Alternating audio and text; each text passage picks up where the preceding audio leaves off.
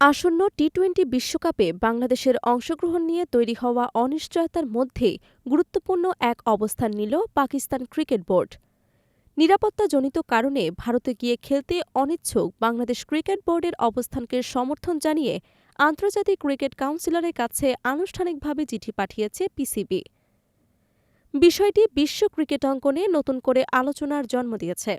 ক্রীড়াভিত্তিক জনপ্রিয় website ESPN Cricinfo নিশ্চিত করেছে, পিসিবির গভর্নিং বডি বিসিবির অবস্থানকে যৌক্তিক বলে উল্লেখ করে আইসিসির কাছে তাদের মতামত তুলে ধরেছে।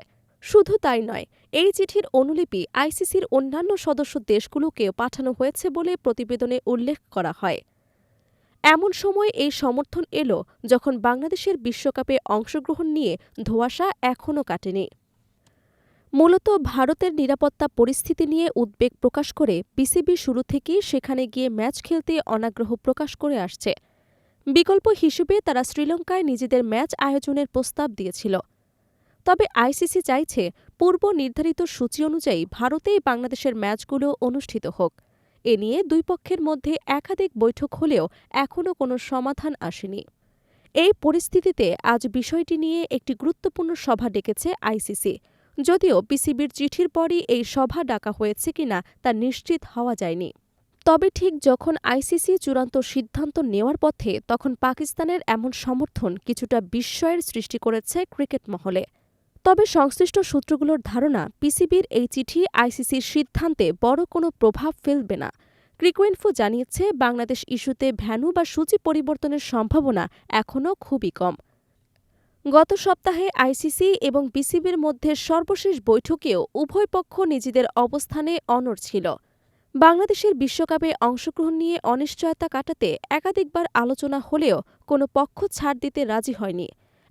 এমনকি আইসিসি নাকি এ বিষয়ে সিদ্ধান্ত পূর্ণ বিবেচনার জন্য ২১ জানুয়ারি পর্যন্ত সময় বেঁধে দিয়েছে।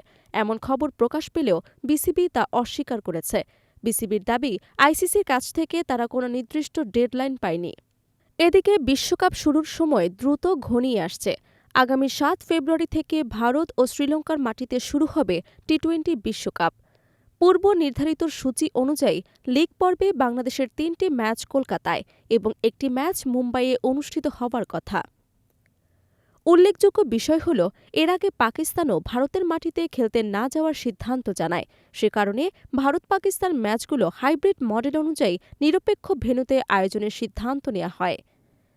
একই ধরনের সিদ্ধান্ত বাংলাদেশের ক্ষেত্রেও প্রযোজ্য হতে পারে, এমন আলোচনা শোনা গেলেও এখনও তা আনুষ্ঠানিক রূপ পায়নি। সম্প্রতি গুঞ্জন উঠেছিল, বাংলাদেশের ম্যাচগুলো পাকিস্তানের সরিয়ে নেওয়া হতে পারে, কিংবা বাংলাদেশ না খেললে পাকিস্তানও বিশ্বকাপ থেকে নিজেদের সরিয়ে নিতে পারে।